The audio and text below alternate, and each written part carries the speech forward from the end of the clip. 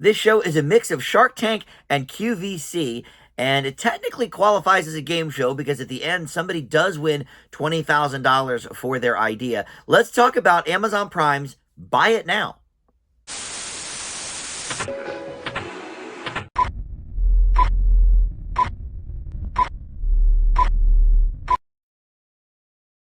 Hey guys, Dan here. This is Dan Reviews It. Welcome to my TV game show review for Buy It Now. This is on Amazon Prime. I believe there's 13 episodes up with this one. And it's hosted by JB Smoove, who you know from Curb Your Enthusiasm. And he has hosted some things before. I think he did the most recent season of Last Comic Standing a few years ago.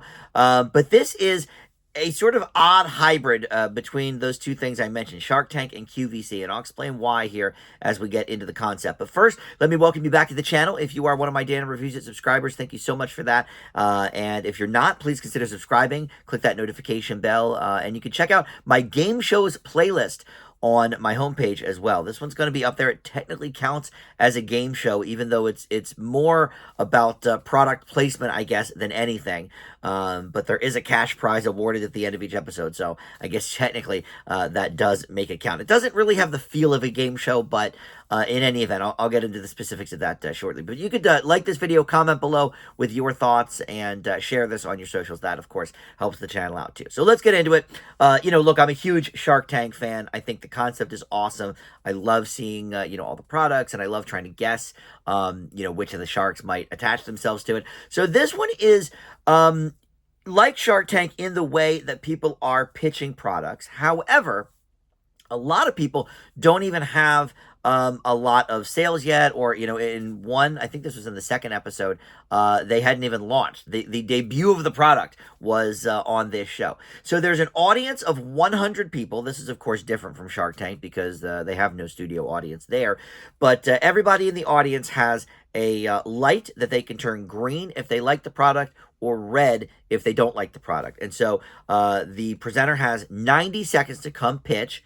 Again, different from Shark Tank because they take sometimes a couple of hours to pitch that they whittle down to, about 5 minutes or whatever on the show. But the person has 90 seconds to pitch, and then anytime during the pitch, you can turn your light green or red, and then JB Smoove talks to them a little bit, maybe gets a couple of questions from the audience, and then we reveal the price point of the product. And at that point, we have another round of, okay, are you going to turn your light green, or is that going to turn you off and you're going to go from green to red? The price is too high, whatever.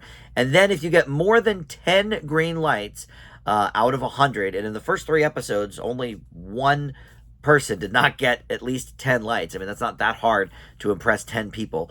But if you do get more than 10, then you go to the actual Buy It Now group, the experts, whatever. And because it is an Amazon Prime show, 1 or 2 of the 3 are always going to be part of Amazon's either marketing team or the Buy It Now curators of that portion of the site or whatever. And then there's going to be a third person who is just, an entrepreneur. In the first episode, it was Gwyneth Paltrow starting big, with her Goop and everything. The second episode, I forget, it was somebody I did not recognize, the famous person, but there's one mainstay of the 3, and he works for Amazon, but he came on Shark Tank, and they talk about this, so a little cross-contamination there, but he pitched the Ring doorbell to Shark Tank. It was under a different name at the time, but they didn't like it, or, whatever happened. I don't remember the episode specifically, but, either he didn't have enough sales, or he was asking too much, or what have you. So they rejected him. Amazon bought into it, and so now, that's like an Amazon product, and so he's kind of the mainstay of the judges. And essentially, they talk amongst themselves. They can ask questions as well of the inventor, and then if 2 of the 3 judges say, yes, you belong in the Buy It Now store, then the product immediately goes onto the Buy It Now store on Amazon. So really, I mean, it's a product placement show. It is a home shopping type of show, but at the end of the episode, all of the people who got into the Buy It Now store are eligible then for a $20,000 cash prize that we assume, they're going to use to enhance their product or whatever. So they're not asking for any, money from the judges or anything like they do on Shark Tank. And it's funny because at the beginning of Shark Tank, if you've ever seen it, there's a big disclaimer that says, I forget the wording exactly, but it's like we're not soliciting any money from the viewer, this and that. This is the exact opposite. Amazon wants your money.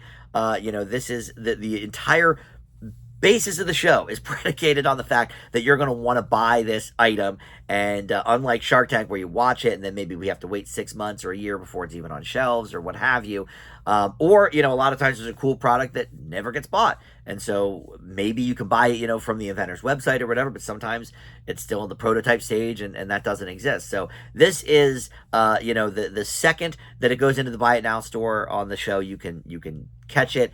And I haven't actually been to the Buy It Now store, but I assume they have all of the items up. So if you want a spoiler for who gets through on the episodes, you can just look at the store site, I guess. But anyway, so it's an interesting hybrid because it's not as exciting, I don't think, when the people aren't really investing their own money. They're waiting for us, the audience, to pay into whatever the product is, and that's fine. I mean, that can certainly work. But to me, the fun of Shark Tank is, okay, who's going to put up their own money for this? Are they going to haggle? Are they going to, whatever? Here, it's like, here's the product, here's the price point, here's the packaging, boom, it's on the Buy It Now store, or it's not. Look, it's definitely a little exciting to see new inventions and new products, and that part is fun. And one of the other parts that is fun about Shark Tank is seeing all the products, so I'll give it that. JB Smoove is an okay host. He's got a little bit of a mumble mouth problem, that worked great for Curb Your Enthusiasm. As a host, I'm not so sure. But the idea of having, the audience members is fun. I wish it was more than 10 people, though. Like, I feel like you should at least have to get maybe a quarter of the people, like 25 people of the 100 to like your idea. I don't know. But look, this is not going to replace Shark Tank, certainly, as my favorite inventor show. But it does have its charms, certainly. Am I going to buy anything from it? I don't know. I haven't yet. I've definitely slowed down on my online spending, but whatever. I like the idea of people spending their own money in the Shark Tank and sort of investing in this product or this person, rather than just saying, yeah, sure, let's throw it in the Buy It Now store and see if it works. So I leave Buy It Now with a C+.